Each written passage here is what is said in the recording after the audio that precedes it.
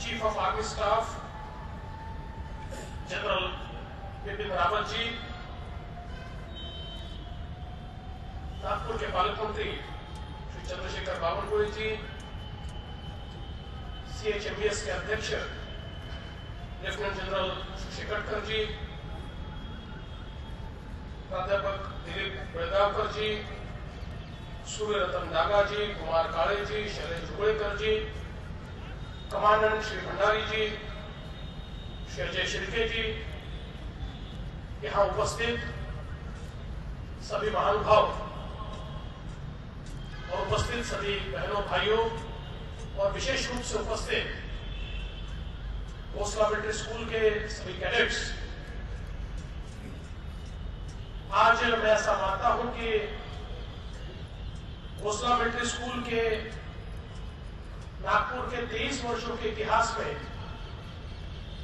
आज का दिन बहुत ही विशेष इस प्रकार का दिवस है। और मैं विशेष रूप से मानता हूं कि भोसला मिलिट्री स्कूल की ये बैच बहुत ही सौभाग्यशाली है कि आज आपके एनुअल डे पर आपको मार्गदर्शन करने के लिए स्वयं चीफ ऑफ आर्मी स्टाफ हमारे बीच आए हैं। और मैं ऐसा मानता हूं कि किसी भी कैडेट के लिए ये एक स्वप्न पूर्ति सवाल है कि उनके एनुअल डे पर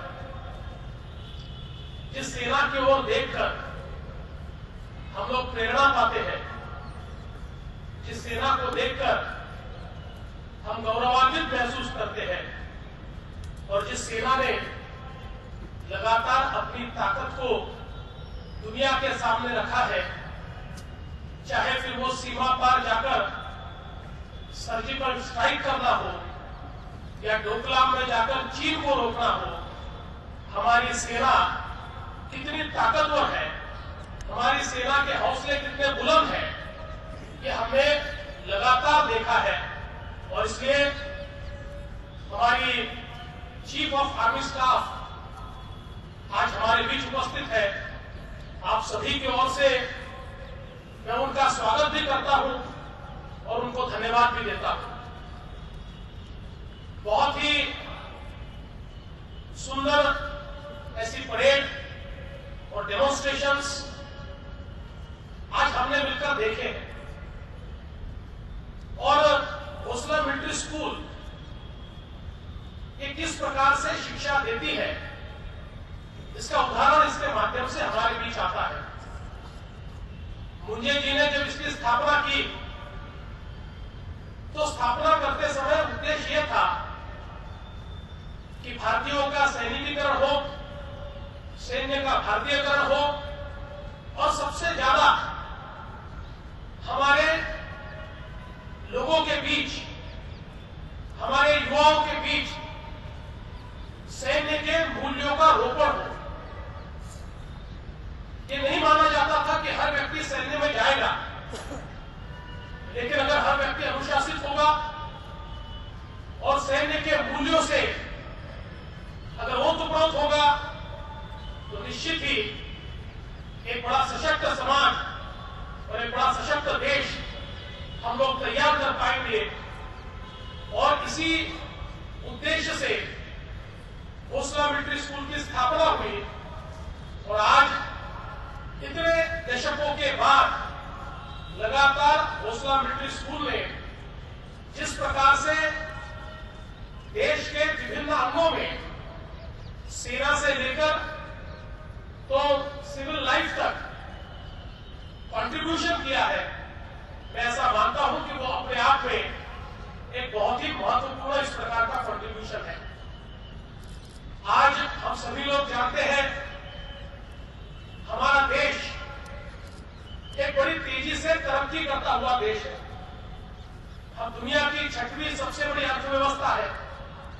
आने वाले दिनों में दुनिया की 3री सबसे बड़ी अर्थव्यवस्था बनने वाले हैं। और हमारे देश के सामने बहुत बड़ा अवसर भी है। एक डेमोग्राफिक डिविडेंड जिसको हम कहते हैं, वो आज हमारे देश के सामने है। हम लोग ये जानते हैं कि दुनिया धीरे धीरे औसत आयु में बुढ़ापे की ओर जा रहे हैं। 2020 में जिस समय जापान की औसत आयु 48 साल होगी, पश्चिमी यूरोप की औसत आयु 41 साल होगी, पूर्वी यूरोप की औसत आयु 44 साल होगी, चीन की औसत आयु 39 साल होगी, अमेरिका की औसत आयु 37 साल होगी, उस समय भारत की औसत आयु मात्र 29 साल होगी। दुनिया की सारी विकसित अर्थव्यवस्थाएं ये बुढ़ापे की ओर जाती हुई हमको दिखाई देगी। मानव संसाधन से विरहित इस प्रकार की समाज व्यवस्था वहां पर स्थापित होती हमें दिखाई देगी। लेकिन दुनिया में सबसे ज्यादा युवा अगर कहीं दिखाई देंगे तो वो केवल और केवल भारत में दिखाई देंगे। और ये जो भारत को अवसर मिल रहा है, केवल किसी देश में कितने युवा है इसके आधार पर उस देश का भाग्य नहीं ठहरता। किसी देश में कितने युवा है इसके आधार पर उसका भविष्य निश्चित नहीं होता। ये युवा कितने अनुशासित है, इनमें कितनी देशभक्ति है, ये समाज के लिए क्या करना चाहते हैं, इनके मन में कौन सा जज्बा है, इसके आधार पर देश महान बनता है। और मैं ऐसा मानता हूं, मेरे सामने जो कैडेट्स बैठे हैं, भोसला मिलिट्री स्कूल के जो विद्यार्थी मेरे सामने बैठे हैं, ये वो लोग हैं कि जिनके कारण आने वाले दिनों में ये देश तरक्की की ओर जाने वाला है।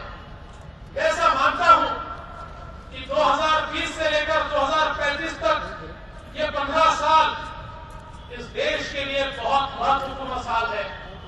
इन 15 वर्षों में ये देश बहुत तरक्की करने वाला है। और इस तरुणाई को अगर हम मानव संसाधन में परिवर्तित करें और एक बड़ी ही अनुशासित इस प्रकार की व्यवस्था को खड़ा करें, तो मुझे नहीं लगता कि भारत को पीछे मुड़कर देखने की आवश्यकता है।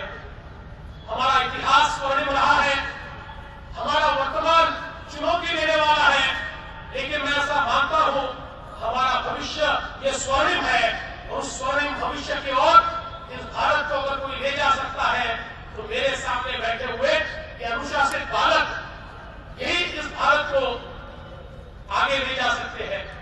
और इसलिए मैं ऐसा मानता हूं कि आज ये जो शिक्षा की व्यवस्था, ये जिस प्रकार का ट्रेनिंग हमको प्राप्त हुआ है, आप में से सारे लोग शायद सैन्य में नहीं जाएंगे।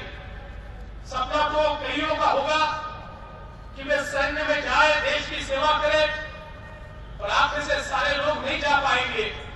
लेकिन मैं ऐसा मानता हूं, चाहे हम सेना में जा पाए या न जा पाए, जिन मूल्यों का रोपण हमारे बीच हुआ है, जिस देशभक्ति का रोपण हमारे बीच हुआ है, इससे देश के किसी भी क्षेत्र में, समाज के किसी भी क्षेत्र में हम लोग काम करेंगे, तब भी अच्छा ही काम करेंगे, देश के लिए और समाज के लिए काम करेंगे। स्वामी विवेकानंद जी मद्रास यूनिवर्सिटी में गए और वहां पर भाषण देते समय उन्होंने वहां के युवाओं को पूछा कि क्या आप सारे लोग देशभक्त हो? सभी ने कहा हम देशभक्त हैं। स्वामी जी ने कहा मैं देशभक्ति के 3 सोपान आपको बताना चाहता हूं। देशभक्ति उस समय तो भारत पारतंत्र में था, तो भारत की स्वतंत्रता के लिए लड़ना ये बहुत बड़ी देशभक्ति है। देश की सीमाओं को सुरक्षित रखना ये उससे भी बड़ी देशभक्ति है। लेकिन स्वामी जी ने कहा कि सारे के सारे लोग देश की सीमाओं पर लड़ नहीं पाएंगे, और इसलिए मैं देशभक्ति के 3 सोपान आपको बताता हूं। और स्वामी जी ने उन युवाओं को पूछा कि क्या कभी अचानक आधी रात को आपकी नींद खुल जाती है और नींद खुलने के बाद आपको पसीना आता है, आप विचारों में घिर जाते हैं, और हमारे देश की जो अवस्था है, देश में जो दरिद्रता है, देश में जो अंधश्रद्धा है, देश में जो जातीयता है, देश में जो विषमता है, ये सारी चीजें, देश की अशिक्षा, ये अगर आपको झकझोर कर रख देती है और रात में सोने नहीं देती, तो आप देशभक्ति की पहली सीढ़ी चढ़ते हो। स्वामी जी ने कहा केवल पहली सीढ़ी चढ़कर नहीं चलेगा, देश की इस अवस्था से आपकी नींद उड़ जाए और आपके मन में यह आए कि देश की इस अवस्था को बदलने के लिए मैंने भी कुछ करने की आवश्यकता है, ये विचार जब आपके मन में आता है तो आप देशभक्ति की दूसरी सीढ़ी चढ़ते हो। और स्वामी जी ने कहा कि जिस समय आधे रात को नींद खुल जाए और देश की दरिद्रता, देश की अंधश्रद्धा, देश की जातीयता, देश की अशिक्षा, ये सारी चीजें देखकर आपकी नींद उड़ जाए और आप ये तय करें कि मैं देश के लिए कुछ करना चाहता हूं और सही रूप में छोटा सा क्यों न हो पर देश के लिए कोई काम आप करें, समाज की व्यवस्था को बदलने के लिए, समाज के किसी न किसी व्यक्ति के जीवन में परिवर्तन करने के लिए आप अगर कोई काम करें तो आप देशभक्त बनते हो। और मैं ऐसा मानता हूं आप में से शायद सारे लोग सेना में नहीं जा पाएंगे, इस सर्वोच्च देशभक्ति तक आप नहीं पहुंच पाएंगे, लेकिन जीवन में जहां जहां आप जाओगे ये याद रखिए हर जगह देश की सेवा करने का मौका हमको मिलता है और उस मौके को अगर हम हाथ में लेकर काम करें तो हमारी तो तरक्की होगी, लेकिन हमारी तरक्की के साथ देश और समाज अगर आगे बढ़ेगा।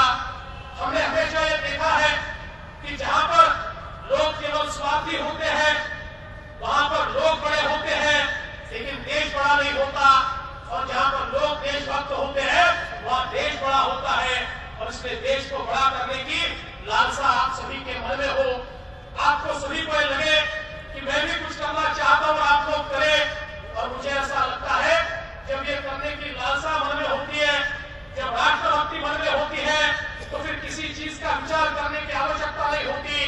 किसी कवि ने बहुत अच्छे शब्दों में कहा है, क्या कभी किसने सुना है सूर्य छिपता तिमिर भय से, क्या कभी सरिता रुकी है बांध से वन पर्वतों से, जो न रुकते मार्ग चलते चीर कर सब संकटों को, वरण करती कीर्ति उनका तोड़ कर सब असुर दल को, ध्येय मंदिर के पथिक को कंटकों का ही सहारा, राष्ट्रभक्ति में हृदय में हो बड़ा यदि देश सारा, संकटों पर मात कर राष्ट्र विजयी हो हमारा।